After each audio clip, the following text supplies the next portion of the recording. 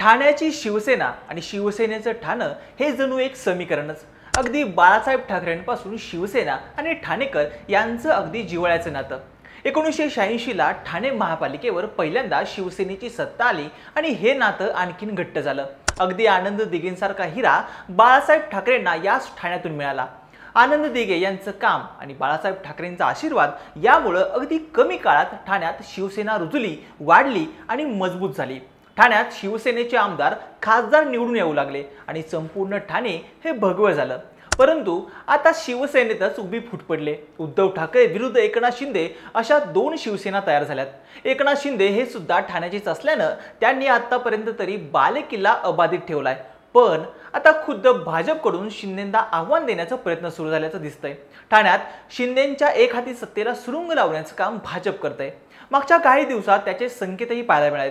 त्यातच आता भाजपचे आमदार संजय केळकर यांनी तर सरळ सरळ ठाणे जिल्हा भाजपचा बालेकिल्ला आहे, आता आम्ही थांबणार नाही, वेळ पडली तर स्वतंत्र लढू असं म्हणत अप्रत्यक्षपणे एकनाथ शिंदेंना ललकारले.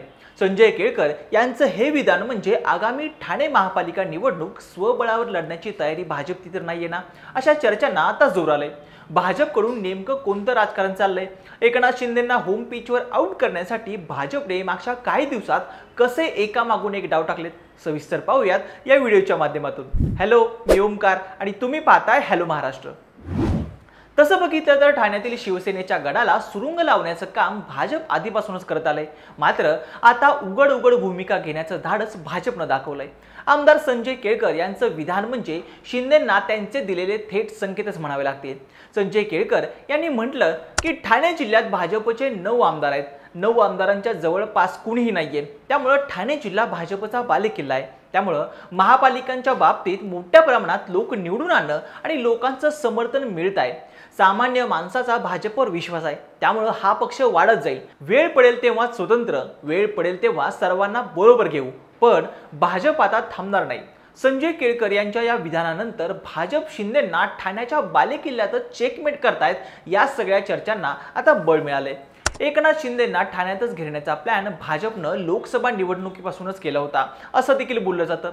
ठाण्यात पहिल्यापासूनच शिवसेनेचा खासदार निवडून येतोय हे माहीत असून सुद्धा भाजपनं ठाण्याच्या जागेवर दावा ठोकला होता. मात्र शिंदेंनी आपली बार्गेनिंग पॉवर दाखवत ठाण्याची जागा स्वतःकडे ठेवण्यात यश मिळवलं. भाजपनं सुद्धा त्यावेळी युतीत मिठाचा खडा पडू नये म्हणून शिंदेंची मागणी मान्य केली. पण विधानसभेला मात्र भाजपनं ठाणे जिल्ह्यात शिंदेंपेक्षा जास्त जागा आपल्या पदरात पाडून घेतल्या. ठाणे जिल्ह्यात विधानसभेच्या एकूण 18 जागा आहेत. त्यातील 9 जागांवर भाजपने आपले उमेदवार उभे केले होते, तर 7 जागा एकनाथ शिंदेंना सोडल्या होत्या. पण 7 पैकी भिवंडी पूर्वच्या जागेवर शिंदेंच्या उमेदवाराचा पराभव झाला. तर दुसरीकडे भाजपनं मात्र 9च्या 9 जागा खिशात घातल्या. परिणामी ठाण्यात एकनाथ शिंदेंपेक्षा भाजप चांगलीच मजबूत झाली. संजय केळकर यांनी याच आमदारांच्या संख्येच्या बळावर वरील सगळे विधान केलेत. एकनाथ शिंदेंना ठाण्यात घेण्याचा भाजपचा प्लॅन स्पष्ट दिसतो. तर दुसरं कारण म्हणता येईल ते म्हणजे गणेश नाईक यांना दिलेलं बळ. शिंदेंच्या आधी ठाणे हा गणेश नाईक यांचा बालेकिल्ला होता. नाईक हे ठाण्याचे 10 वर्ष पालकमंत्री देखील राहिले होते. नवी मुंबई आणि ठाणे नाईकांच्या राजकारणासाठी ओळखला जात होता. मात्र एकनाथ शिंदे मागून आले आणि ठाणेदार झाले. तेव्हापासून नाईक आणि शिंदे यांच्यात संघर्ष असल्याचं बोललं जाते. त्यातच फडणवीस यांनी गणेश नाईकांना कॅबिनेट मंत्रीपद, पालघरचं पालकमंत्रीपद आणि ठाण्याचं संपर्क प्रमुख करत शिंदेंवर दबाव टाकण्याचा प्रयत्न केला असं देखील बोललं जाते. भाजपनं बॅकअप दिल्यानं गणेश नाईक ठाण्यात चांगलेच ऍक्टिव्ह झालेत. एकामागून एक बैठकांचा त्यांनी धडाका लावला. एवढंच नाही तर शिंदेंच्या बालेकिल्ल्यात गणेश नाईक यांनी आपला जनता दरबार सुरू केला. नाईक यांच्या पाठोपाठ संजय केळकर आणि निरंजन डावखरे या 2 आमदारांनी सुद्धा आठवड्यातून 2 दिवस ठाणेकरांसाठी असाच दरबार भरवण्याचं जाहीर केलं. ठाण्यात पक्ष तळागाळापर्यंत पोहोचण्यासाठी आणि शिंदेंना होम पिचवरच अडकवण्यासाठी भाजपचा हा सगळा डाव असल्याचं देखील बोललं जातंय.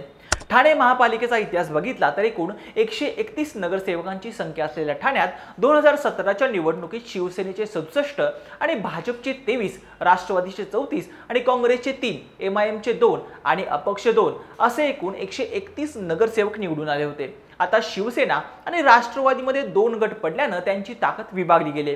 त्याचा फायदा हा भाजपला होऊ शकतो. ठाणे शहर, कोपरी पाचपाकडी आणि ओवळा माजीवाडा या विधानसभा क्षेत्रात एकनाथ शिंदे यांची मोठी ताकद आहे.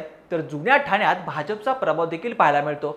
आपली ताकद आणखीन वाढवण्यासाठी काही प्रभागात वर्चस्व असलेल्या नेत्यांना गळाला लावण्याचा भाजपचा प्लॅन असल्याचं देखील बोललं जाते। त्यासाठी भाजपनं जितेंद्र आव्हाड यांच्या मुंब्रा कळवा या विधानसभा मतदारसंघावर लक्ष केंद्रित केले।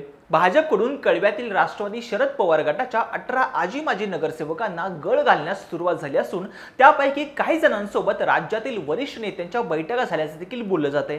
प्रभागातील कामांसाठी निधी मिळत नाही, स्थानिक कामांमध्ये फारसं कुणी ऐकत नाहीये, अशी अनेकांची अवस्था आहे। त्याचाच राजकीय फायदा उठवत अनेक अस्वस्थ आजी माजी नगरसेवकांना गळाला लावण्याचा भाजपचा प्लॅन दिसतोय।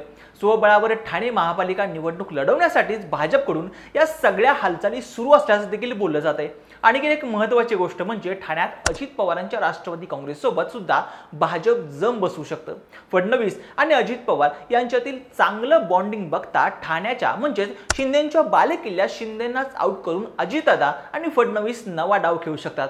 बाकी तुम्हाला नेमकं काय वाटतं? भाजप एकनाथ शिंदेंना ठाण्यातच चेकमेट करेल का? तुमचं मत आणि प्रतिक्रिया मला कमेंट बॉक्समध्ये नक्की कळवा आणि अशाच नवनवीन आणि माहितीपूर्ण व्हिडिओसाठी हॅलो महाराष्ट्र या चॅनलला लाईक, शेअर आणि सबस्क्राईब करायला विसरू नका। व्हिडिओ शेवटपर्यंत पाहिल्याबद्दल धन्यवाद।